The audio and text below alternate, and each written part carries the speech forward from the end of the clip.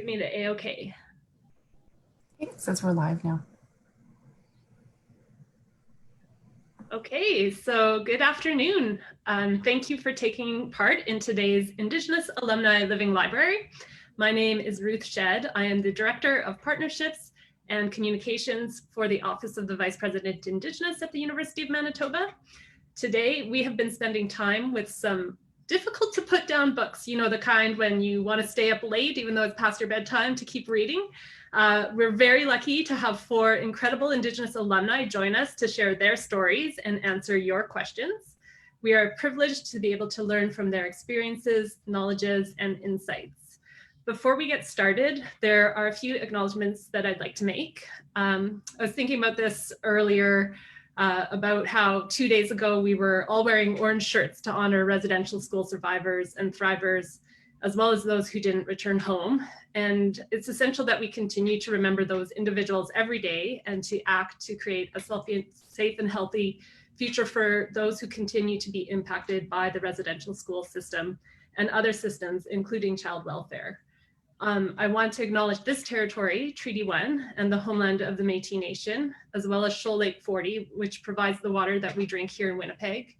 And I want to acknowledge our collective responsibility to protect the land and the water. Some logistics for today. So I ask that those of you who have joined on Zoom to keep your mics on mute. You can leave a question in the Zoom chat, or if you are joining via Facebook, you can leave a question in the comments. No one's done this yet, but if you really want to, you can put your hand up and wait for the host to call on you to ask your question, and you can then unmute yourself. Today, we have invited students who are currently studying in the faculties that the books have graduated from to be our hosts.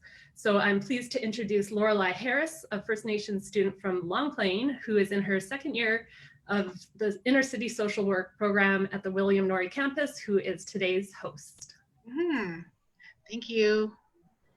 Okay, so today we will be speaking to Diane Roussin. Diane, she is an Anishinaabe woman, and she's a proud member of Scownin First Nation and currently lives in Winnipeg.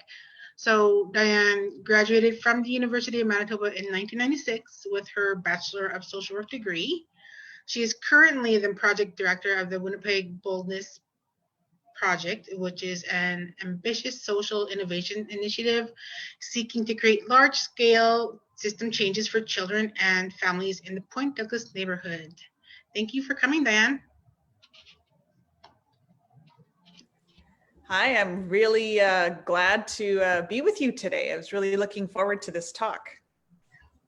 So Diane, I told them a little bit of information about where you're from. You want to tell us a little bit more of who you are and where you come from?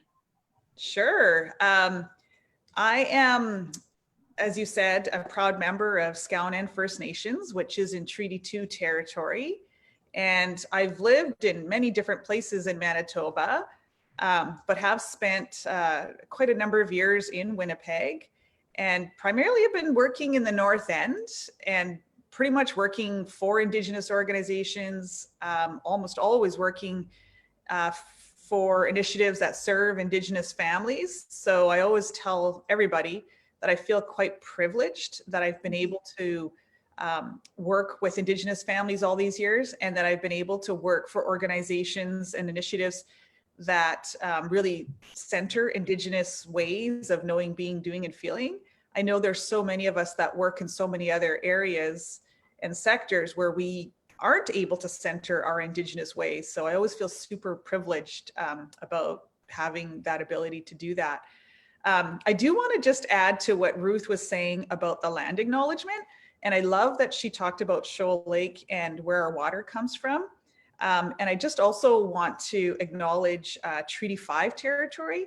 When you go to Manitoba Hydro's website, it says on there that 70% of all the electricity in Manitoba comes from that Treaty 5 area, and with all the hydroelectric generating stations. So again, when we're doing land acknowledgements, it is trying to really give recognition to what's here and what's been here, and where and what is contributing to this quality of life that we all have here in Manitoba and here in Winnipeg. And I also wanted to quote or cite Daryl Redsky, who's from Shoal Lake, and he talks about, I've seen him quoted in a couple of films, but he talks about when he walks around in Winnipeg, how every single thing in Winnipeg needed water to be made, like the buildings and the sidewalks and all the concrete. And so as that, you know, in lots of ways, Shoal Lake and the water of Shoal Lake built Winnipeg, and it's all around us. So I just love when we have that awareness and when we know those facts about what has built this city. Thank you. So why did you want to tell your story? Like, why did you come here today to tell your story? You know, I was really honored to be asked to tell my story, and so much, and I've been telling my story for a number of years, or at least every time somebody asks me to share my story, the thing that is at the very center of my story is really, you know, Indigenous ways of knowing, being, doing. And I give so much credit to where I'm at in life to Indigenous women in particular. Certainly Indigenous men have played a strong role in my life as well. But mostly I've been working with Indigenous women. Mostly they're the ones who taught me and mentored me. And mostly they're the ones who showed me how to really do my work in a really good way. So I always give so much credit to the Indigenous female leadership that I've had in my life, and that is, you know, all over this city, especially in the North End. Oh, for sure. So what has been your most memorable, like, I know you went to university, obviously, because that's why we're here. What made you decide to go to university? What made me go, you know, education was always seen as super important in my family. You know, my mom you know, was born in Skowhegan First Nation, and so grew up there. And so she did have a residential school experience. They had a day school there. And, you know, for better or for worse, the thing that was really pounded into her head was that education is needed and that Indigenous people need to be educated. You know, there's some downsides to the intention behind that, but certainly she always felt education was important. You know, she also felt that being very versed in the English language was very important. Again, that was something that was taught in the residential school. And, you know, and the downside of that is that our Anishinaabe language was totally downplayed and was totally, you know, discouraged to be speaking in Anishinaabe. And so English was the thing that was held up. But through all of that, she did want a better life for us kids. She had 4 children. I have 3 siblings. And I was always, throughout my whole family, always told that I had to go to school, and that was the way to a better life. And a way to a better life for all of our people was that I needed to go to school, get educated, so I could then use that to help our people do better. So thinking back to your first year at university, is there anything that's memorable that stands out to you? Well, you know, it really did mark a turning point in my life. Again, I grew up brown. I grew up Indigenous, and, you know, walking around in mainstream society, I was not treated very well. I've experienced all kinds of racism, and I have lots of horrendous stories I could tell you, which I know a lot of people have. And so I always say that in my own home, I felt like a rock star. I was told I was special, that I was smart, that I was going to do great things. But the moment I stepped outside my door of my home, you know, into mainstream media, it was a whole different message. You know, like I really grew up feeling in mainstream society like a second-class citizen.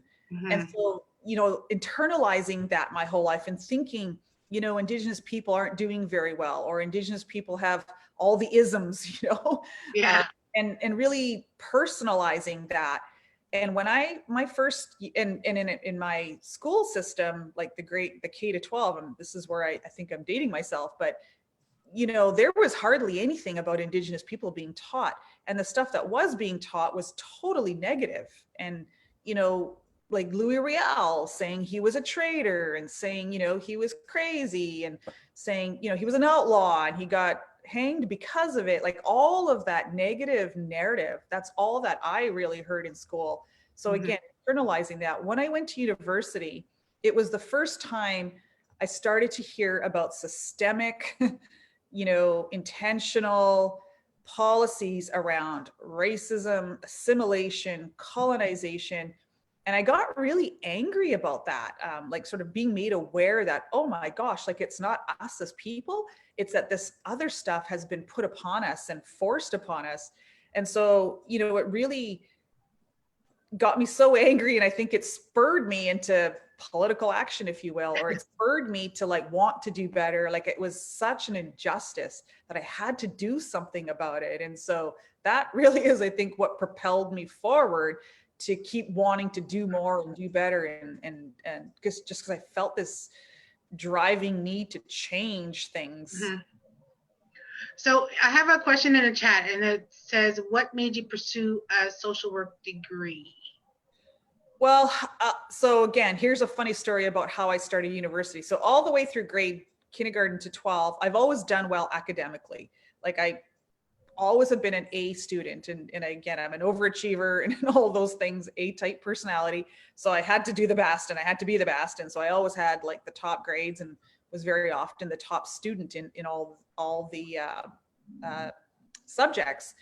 But the interesting thing to me is that nobody talked to me about university in all of the grade K to 12 system. Not one person ever talked to me about going to university and what that was all about. And as a matter of fact, it was my very good friend who said, hey, come to Winnipeg and come to school and we'll live together and we'll hang out and we'll, live our life together. And I had gone to high school with her.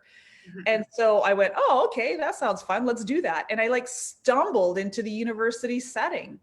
And I didn't know anything about the university. I didn't know what a credit was. I didn't know what a major was. Like, I just didn't know anything. And so I don't even know, like, I don't even know how I got through that first year, but, so that was the big barrier to getting there. When I was there, I had no clue what I wanted to take. Again, I didn't know what sociology was or anything like that. And so I kind of just got slotted into stuff that I didn't even really know much about. But as I started to, but I knew Indigenous things. And so I signed up for a whole bunch of what was called Native Studies back then.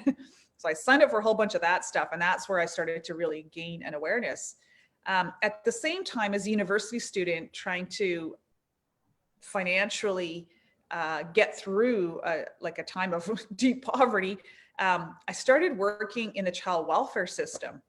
And oh my gosh, did I ever get super angry about that. And so as an Indigenous person working in all of these, it was group homes that I was working in, at the time, there was like no Indigenous staff. There was no Indigenous policies. There was no awareness. There was no sensitivity, yet all of the kids pretty much were Indigenous. And I remember walking into the office one day and there was this binder that I think said Native Studies or something on it up on the shelf over there. So I go to it and I pull it out and I open it and there was one sheet of paper in there and it was blank. And I just got so angry about that. And I just thought, surely we can do better than this, and that I needed to do better than this. So that's what made me go into the field of social work, because I thought, I got to get at this from a policy level. So I took a whole bunch of policy courses thinking that was where I needed to make a difference. Okay, I have another question from chat. Is there something or someone that Indigenous social work students should know about during their social work degree? Well, again, I know that times are different and the curriculum is different than when I went to school, but I have to say there was very little options for Indigenous content, and there was very little options of even going to Indigenous professors or teachers. And so, I did learn a lot of valuable things when I was in university, a lot of systemic or systematic kinds of approaches to policy. But I have to say, once I graduated and actually started working, which was in the North End, and working with some of my strong Indigenous female mentors who are still those mentors to this day, they're the ones who really went, okay, that part of your education, you just need to toss out the window. this part of your education is the thing that actually makes some sense. So that's the thing to move on. But then here's how we really do our work in an Indigenous way in the community. So how can you take what you learned at school that supports the way we're working? And so trying to bring those things together, that theory with that practice. I had to go looking for that. It wasn't just offered to me. Like when it comes to practicum and all that, I wanted an Indigenous policy placement. And at the time, I was told that doesn't exist. And so I had to kind of go piece it together in a different way. So if you don't see what you're looking for, I guess you got to go make it happen. True. So do you think your university experience influenced your thinking about being Indigenous or the Indigenous community or about the world in general? Oh, well, for sure it did. Absolutely. Again, there's some pieces of my university education that I have totally used my whole life and that has helped me to really go forward or succeed or, get things done. But there was a lot of stuff too that I just had to let go of and go, okay, that is not relevant to me. And so some of this courses that I took, I was like, that just doesn't apply to us. So it really gave me a perspective about, okay, that just doesn't work for Indigenous people. Working in the community with Indigenous people, I had to figure out how to rely on my intuition and rely on, just something that you can't quite put into words. And so much of our Indigenous ways of operating is hard to, not a lot of it is in books, or not a lot of it is something you can necessarily, go to academy and read up that way.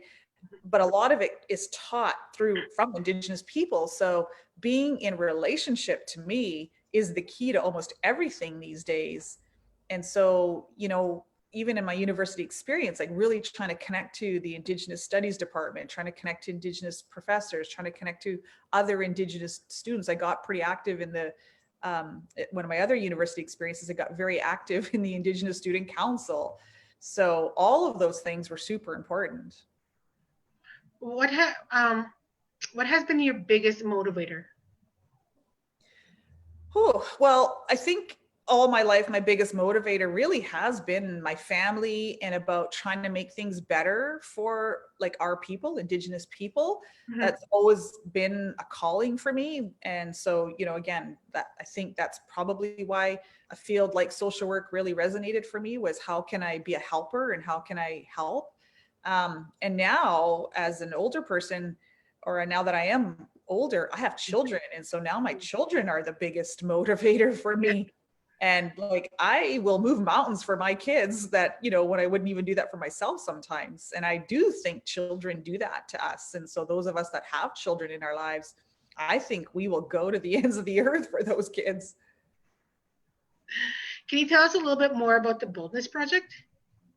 Sure. It's a social research and development project. I think in corporate world, we hear about R&D all the time. We all have smartphones and so, corporations will spend lots of time doing a lot of research and development into that product and testing that product and, iterating on that and getting the feedback before they actually put that product out into market, because, they want to make sure they're going to sell a lot of them. I think social R&D is similar to that, in that we have a lot of ways that we can help our people, help our families. And so having a social lab platform like Boldness allows us to do that social R&D, to test and experiment and try and create these other ways of doing, other than mainstream, that is. And so for me, it's been so amazing that I am a part of a platform that can really center Indigenous ways. And we can design prototypes, and we can test, and we can experiment, and we go right with Indigenous families who go through those prototypes, and they give us all the feedback about what's good and what's not good and what works and what doesn't work. So being able to be a part of a design process like that has been just, again, another level of centering Indigenous wisdom for me. So we're trying to figure out what can we do to make it better for families. And I'm saying all families, but we're really taking that guidance and wisdom from Indigenous people. And they're telling us, like, here's what works for families. Here's how we get better health and wellness outcomes for our people if we just could work in this way, or if we could just do these things.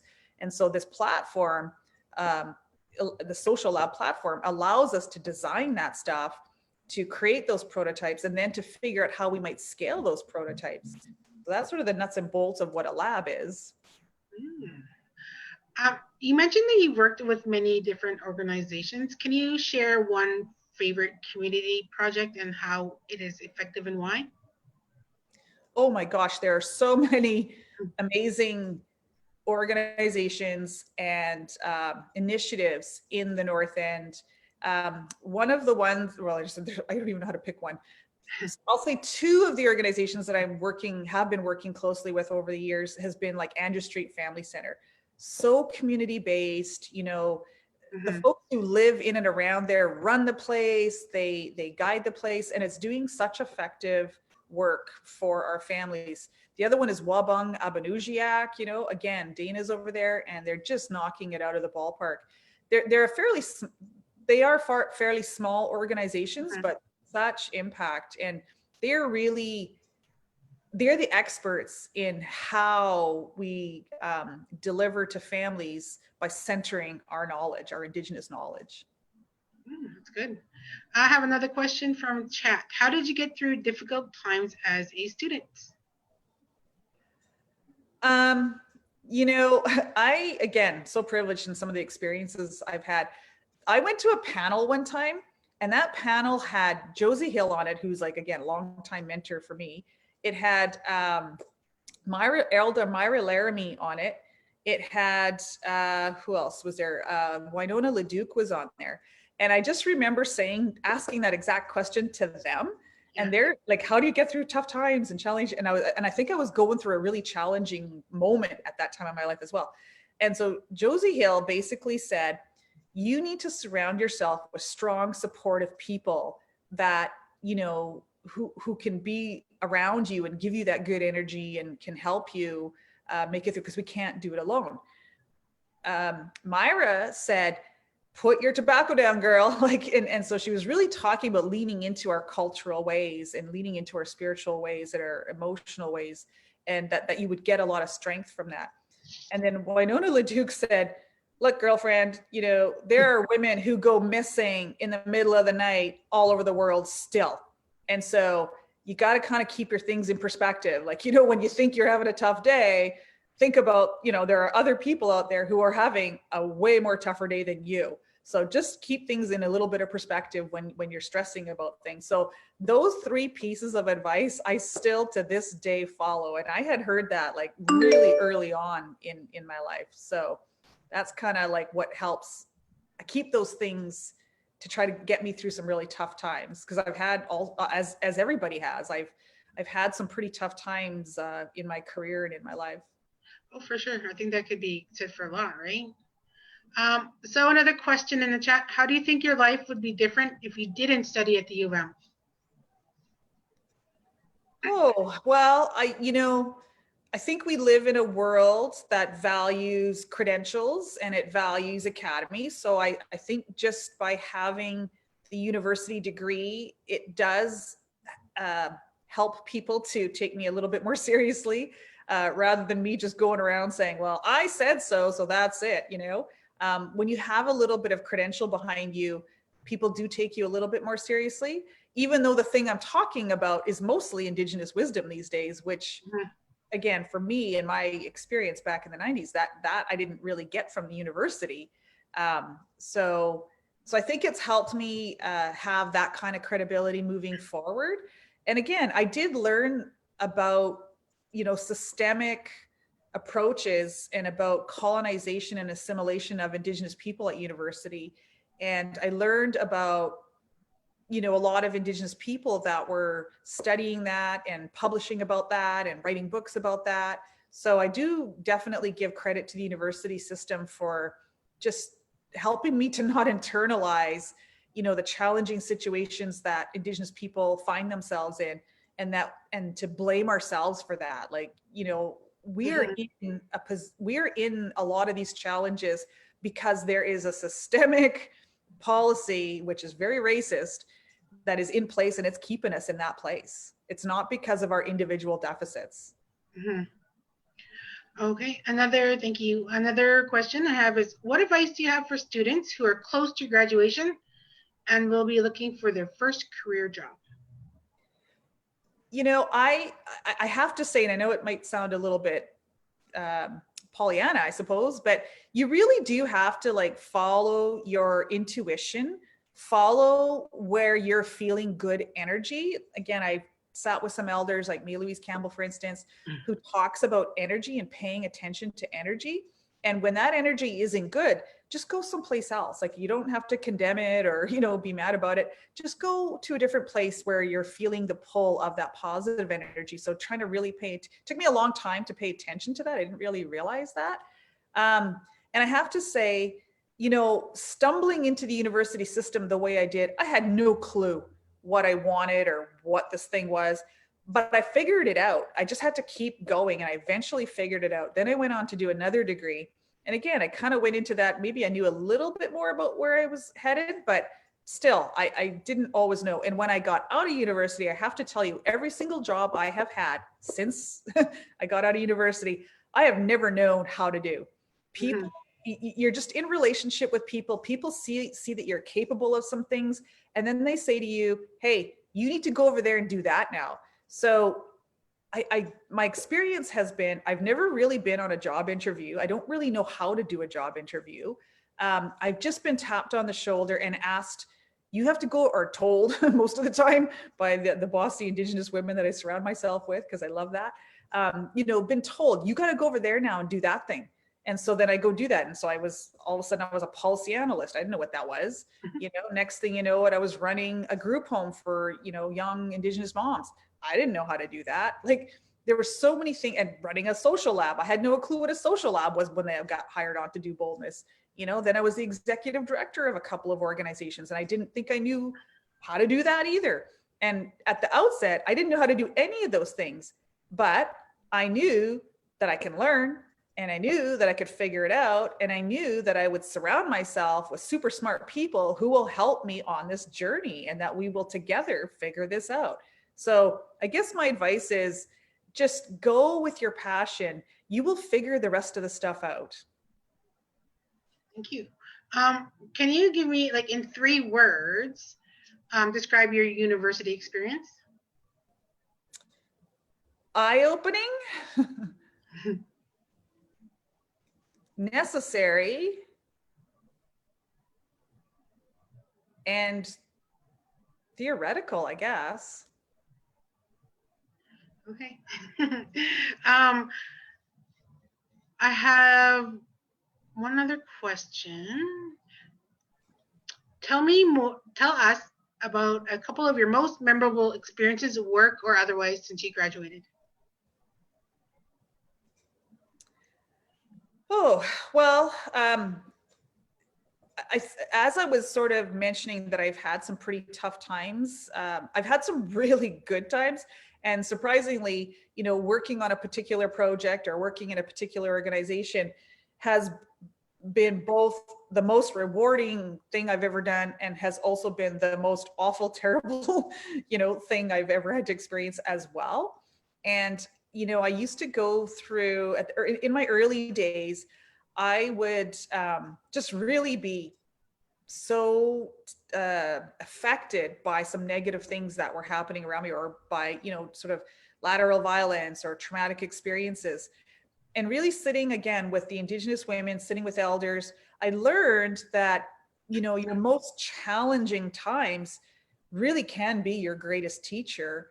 And that, you know, going through those things is preparing you for the next challenge. And I have found that to be true. So when I thought I was like just done and just it's over and I just want to go home and get under the covers and never come out, you know, just when I thought I was at my lowest moment, getting through to the other side really did show me that, okay, I can get through this. And it really did teach me a lot of things. And it really did prepare me for the next challenge because they kept coming. And I think in a field of work, and just of a personal nature, I'm always going to strive to make things better. And I'm always going to take on the challenging work. Like I don't really do easy. I don't really do low hanging fruit. I do the tough stuff. And as many of us do, because that's the thing, you just see the big injustice and that thing's got to get tackled and you got to go at it. Right. So I'll always sign up for the biggest challenges, but you just got to be prepared that it ain't going to be easy. And so how are you going to get yourself through that tough stuff? So I think that's very memorable. Like, and there's many different actual situations that I've gone through in life where it's been challenging. But just knowing that you're going to get through to the other side and you will have learned a lot and that you'll apply that moving forward. Mm-hmm. I have another question. What were some of your favorite classes at the U of M and what made them your favorites? Oh, definitely the Indigenous studies were always my favorites. I mean, I'm a learner, so I like all kinds of things. I am super, super curious. So I want to know about everything and I want to learn everything. So I'm very sponge-like. But I think, and so going forward and being really curious and learning, I mean, I took, the rocks and stars and I took calculus and I took, the universe, the pattern of from the very big to the very small, always like intrigued me to no end, and it still does. But I have to say the Indigenous studies kinds of anything that had Indigenous content really spoke to me. It really hit the chords with me. It really made me think and ponder my life and what I wanted to do. So it had the most impact, I think. And it was just the most relevant, I guess, for me in terms of what I wanted to do in life.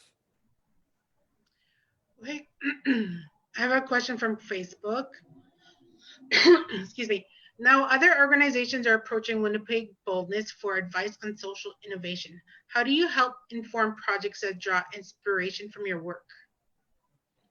Like I said earlier, I think that relationship is the biggest thing. So I try to make myself and my team as available as possible to have lots of conversations, to what we call co-create together. And for me, you can only co-create when you're in relationship with each other. So we spent lots of time talking.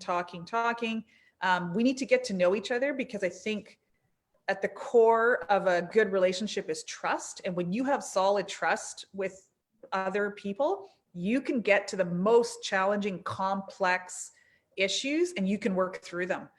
When that trust isn't there and that sort of relationship isn't there, it's really hard to get work done and to do it like efficiently or to go deep on that works and to go quickly on that work. So for me, trust and relationship is at the core.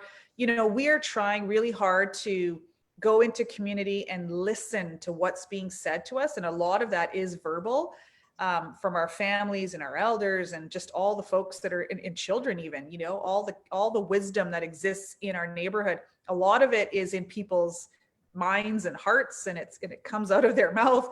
And so we're trying to write it down in ways that we think we need to. We're trying to like generate some quote unquote evidence around it. Like for those of us who live that way, we don't need the evidence, but there's a certain set of society that needs that evidence, and they need that evidence in a certain kind of way, which is this research or this data or, these evaluation modes. So we're always trying to write it down in that way to show that group of people and that audience, the impact and the value of what Indigenous wisdom is and how Indigenous wisdom can completely solve some of our complex challenges that we're faced with today in terms of, whether it's environment or whether it's, the economy or whether it's health. I think Indigenous wisdom has been so untapped in terms of how it can be used to solve a lot of these complex challenges. So boldness is about trying to do that. And we try to create all kinds of tools and research and data and evidence. And we're happy to share that because all of our stuff goes on our website. It's free to whoever wants to look at it. But sometimes people kind of just need a how-to and how do we walk through this together? And can you just give us advice on how to do this part? Like happy to do that with anybody as well. So almost like a sounding board, hey?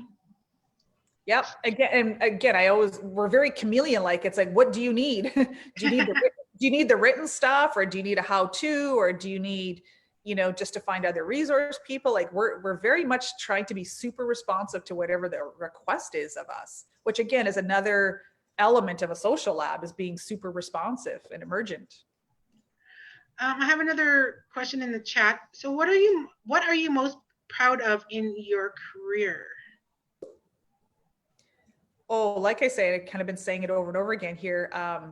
I'm just proud that I've been able to really center Indigenous wisdom in all of what I'm doing. I'm proud that I get to be a part of initiatives that amplify that and show that and demonstrate that. And it just so happens that at this point in my career, I am getting asked to do a lot of public speaking because I think it's a TRC thing, I think people want to know what reconciliation is or how to do it, or, people want to be part of the solution, but they don't really know how. They don't know where to start sometimes.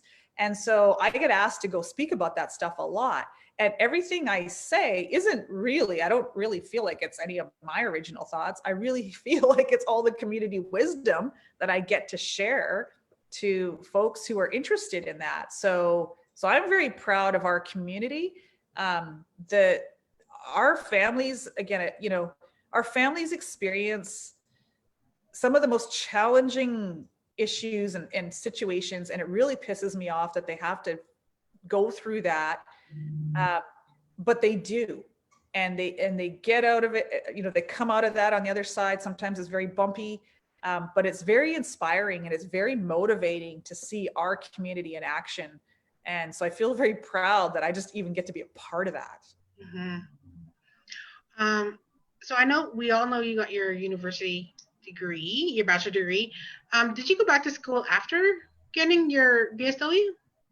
No, I actually did a BA first. Okay. And that's when I was sort of working in child welfare and got so annoyed with that I felt I had to go on and do more. So I got into the social work program, and because I wanted to do policy, right? I thought that's where I needed to do more. And so getting my social work degree really helped me to look at some policy courses.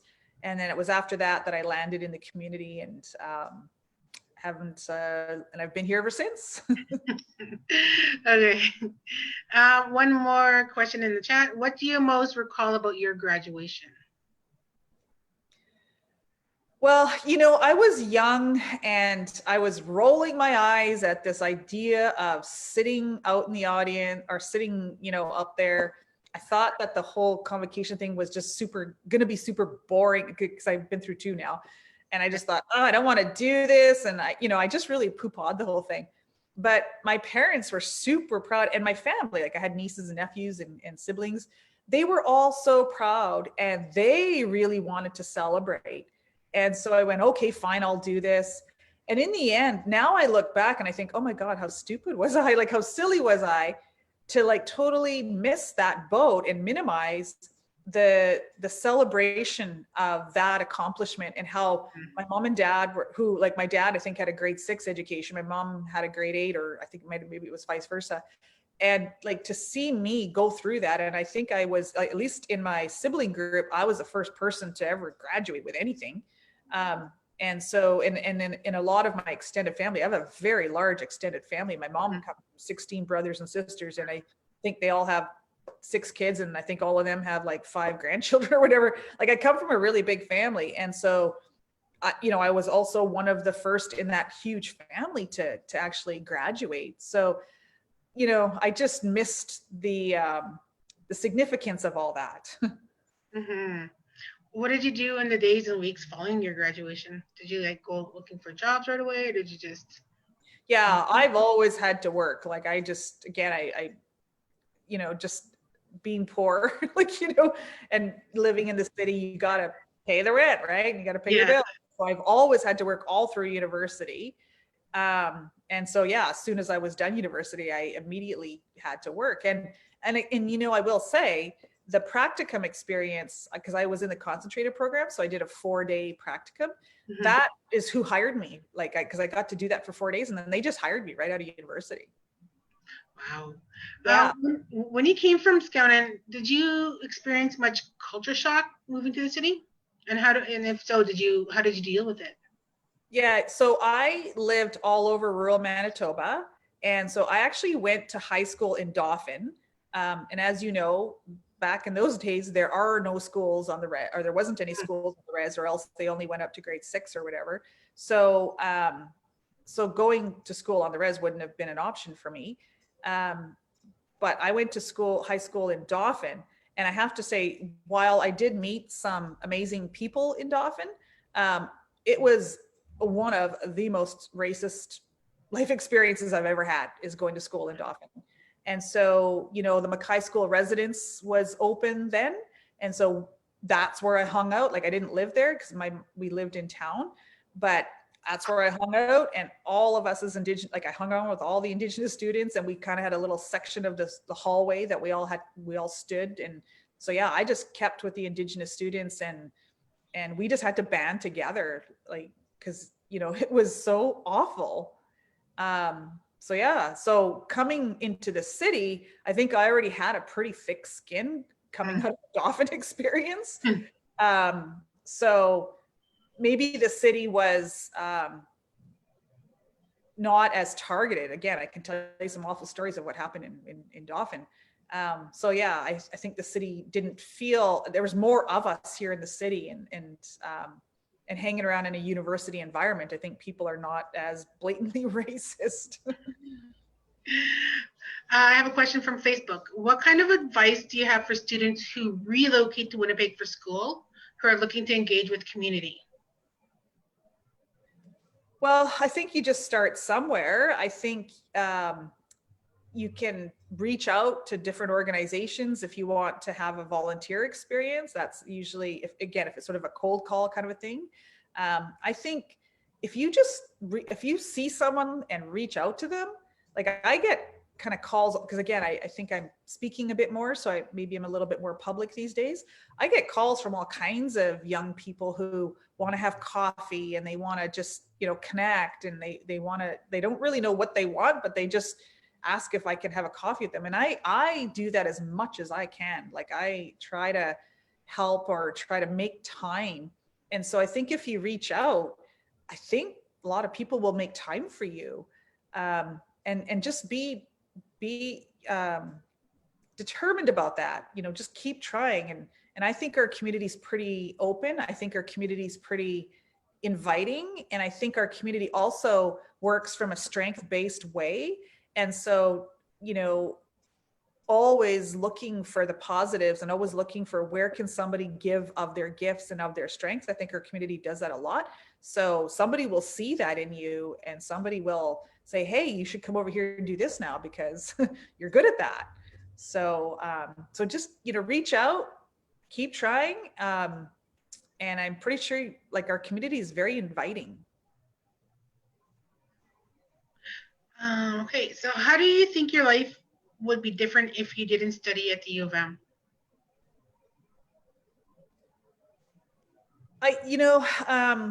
Like I say, I know in the Indigenous community, I probably would have been able to succeed in some of the ways that I have. I think outside the Indigenous community, the academics make a difference. And again, even if it's just to say you have those letters behind your name, I think the non-Indigenous community just hears you more. And so I think I feel like I've been very listened to in my life. You know, there were the early days where I was, you know, marching down the street with my bullhorn, you know, crying social justice. And so some people listen to that and some people don't. Yeah. I'm at a different place in my career now and in my life. And so I do have a lot of non-Indigenous people calling me, and like people who are sometimes 20 years older than me, you know, and doing very well in life will call me and say, hey, like, I don't know how to handle this subject. I don't know what to do. I don't know what I'm supposed to think about this. So I get called from all kinds of people. I don't know. So I think the university experience has helped me move all in that direction. So what helped, how did you become a strong public speaker? Well, I have always had the gift of the gab, you know. I think I'm being more thoughtful about what I say these days. In my early days, I would say all kinds of things, and sort of be embarrassed after the fact, like, oops, I guess I shouldn't have maybe said that out loud, or I shouldn't have said it so adamantly. But really it just takes practice. You know, I got asked once, and, you know, being like super scared and fearful to like stand on a stage, like, you know, having the sweats and, oh my God, I think I'm going to pass out and fall down. Like in the beginning days, that's how it was for me. Like just super freaked out to stand in front of anybody and say anything, like up on a stage or whatever. But over time, you just learn how to do it better. And I always have felt very passionate about what I'm talking about. So that has made it easier that I can just really speak to what's in my heart. But yeah, it's just practice. So I would tell anybody, just do it. You will get better at it. Like get through that scary part at the beginning and you will get better at it. It's true. So thinking back to when you started, did you envision this is where you would be, or was it a part of your plan? I had no plan, as I said to you before. Like I just stumbled into everything. I guess at some high level, I probably knew I was going to make a difference in this world because that's what my family told me, and they always said that to me. You know, I'll just share a little story too. When I was a baby, apparently my great grandma, who I didn't know, I never got to. I guess I met her as a baby, but I never really got to know her. Apparently, she would say to my mom and to my grandma, "Look at that baby," and she would say it in another language. She would say, "Look at that baby. Look at that baby's eyes. That baby has super smart, curious eyes, and that baby is gonna do something in life." And apparently, my great grandma, said that about me a lot. And that story got repeated to me over and over and over again all my growing up, and that sat with me. Like that made a difference and made me feel that, okay, I'm gonna do that, right? Because that's what somebody else sees in me. So I just, you know, these stories that people tell us are important, right? And when people see something in us, it's super important. But I didn't really have a big plan other than that. Like I didn't know how I was going to make a difference in the world. And I just go back to being in relationship with a lot of people and really centering that relationship. And I have to say, all my Indigenous female mentors basically would say, "Kate, you got to go do that now, or you got to go do this now, or you got to go do that now." And so just sort of being pushed and encouraged and directed and guided to what I needed to do next. Mm-hmm. Thank you. I have another question from Facebook. Because you work so much in the community, how do you manage a work and life balance?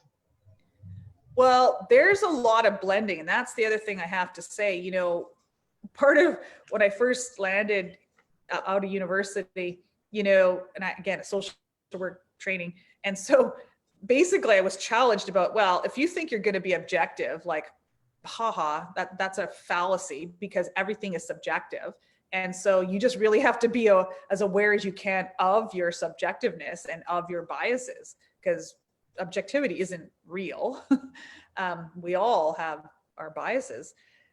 And so also being told, you know, this whole thing about boundaries, they're like, you know what, if you're not going to do this work with love and care, then you should just go home right now, like just leave.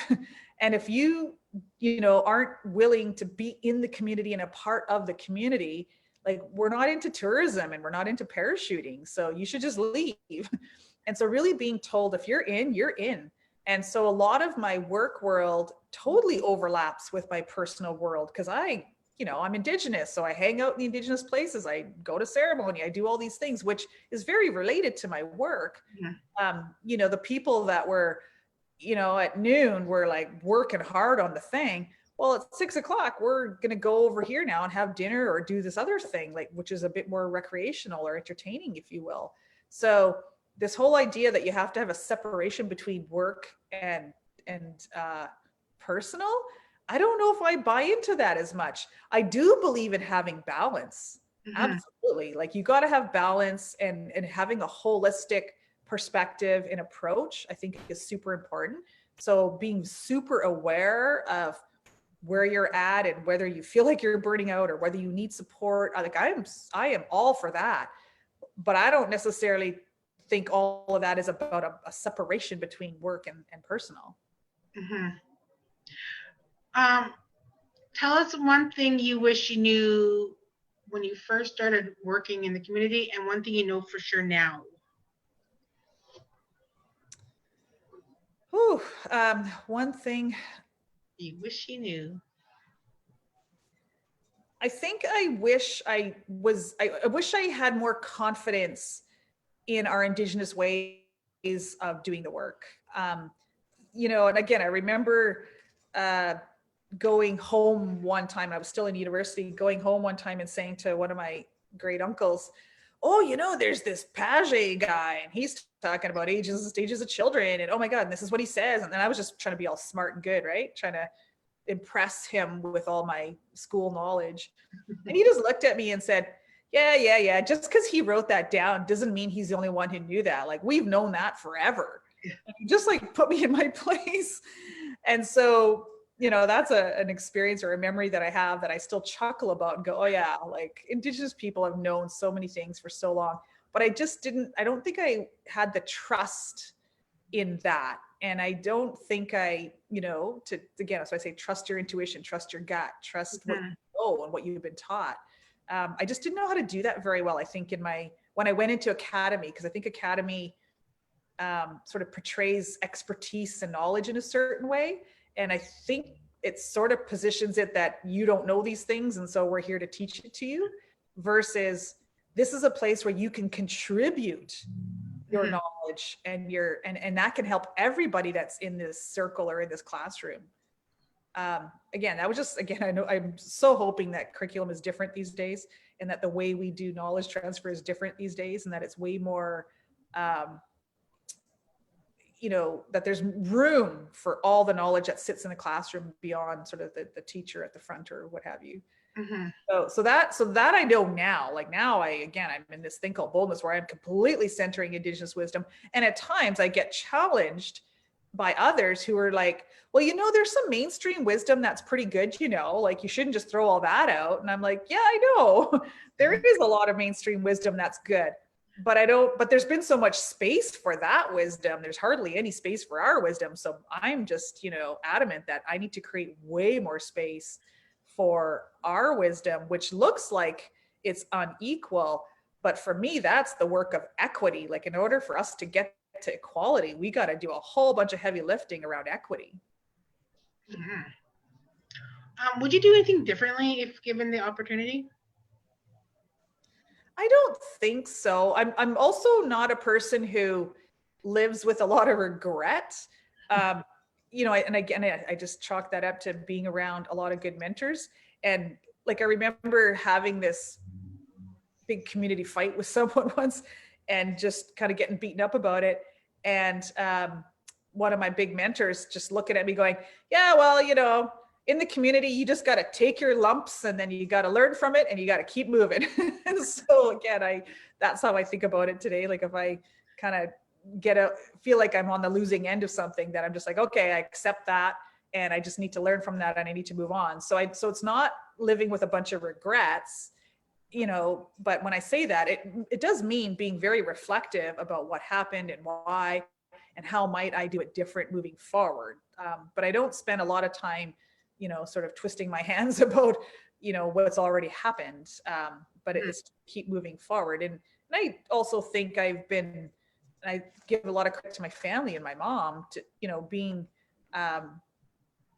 raised up to be a very hopeful person and an optimistic person and a can-do attitude, and just always, okay, how can we do, like, there's a way to do this. And so we gotta, figure out what that way is, and let's just put our minds to that.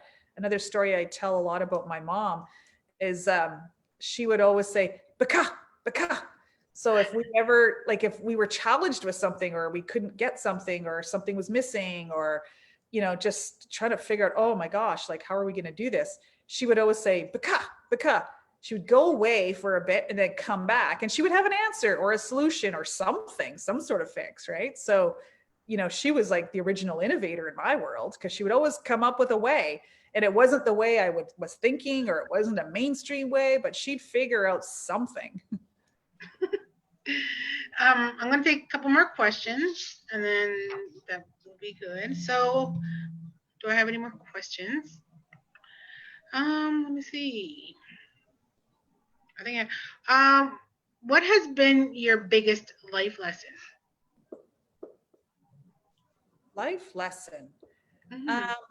You know, there is so many teachings out there and they are all very interconnected. And so, you know, really, I think I learn a lot of those life lessons in ceremony and in the teachings of, you know, again, our knowledge keepers. I mean, I think we all have teachings, like every single one of us have teachings. And so, you know, really leaning in and listening to those teachings and thinking about, oh yeah, like this is how I do that, or this is how it applies in my life. So I think that's sort of a big in an ongoing life lesson for me is doing that. And so and you those teachings are like, gosh, you know, singing songs, sitting around the drum, you know, going through actual ceremonies. Some of our elders will talk about, you know, even having like breaking bread together or having a meal together can be ceremony, right? And so just really paying attention to all the lessons that are around us and comparing them to what I do in my life and how it is that they all line up. Okay, thank you so much, Diane. I'm going to turn it over to Karen Shard. She's our events coordinator for the session today.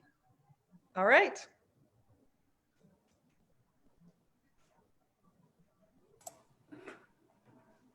Good afternoon, everyone. Thank you for joining us today for the Indigenous Alumni Living Libraries event. Thank you, Diane, for taking the time to talk with us today. On behalf of the Indigenous Achievement, we are gifting you this beautiful U of M beaded pin. I don't know if you can see it, that was made by a local artisan named Robin Booley, and a book called Empire of the Wild, and a magazine called Briar Patch, the Land Back issue. And I also want to thank you, Lorelei, for doing such a great job at interviewing. And we also have a U of M bookstore gift card for you that I will mail out. So this concludes session 3 of our Living Library.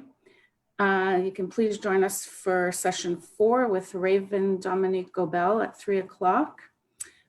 Just thank you, everybody, and have a great day. All right, be glad. Thank you. Thank you. And just before we go, Diane, I'm going to put the spotlight back on you for a second. I'm hoping you could hold up your stole so everyone can see it. So, it's so beautiful. Yeah. So you were talking about your graduation earlier and how I did the same thing where it was just like, oh, rolling your eyes a little bit. But now when you graduate from the U of M, if you're an Indigenous student, you're gifted one of these stoles at your graduation. So something to look forward to and that you can wear at events like this when you call you back to be part of our living library in the future, and just to show that you're part of the Indigenous community on campus. So something to look forward to. And thank you so much again, Diane. And thank you so much again, Lorelei. You're welcome. What a wonderful conversation. And we'll hopefully see some of you back at 3 o'clock. Raven, I just found out, just got called to the bar today. So I can't believe like we get her on the day she got called to the bar. So that's something to look forward to. So thank you, everyone, and hopefully see you at 3. Thank you. Bye.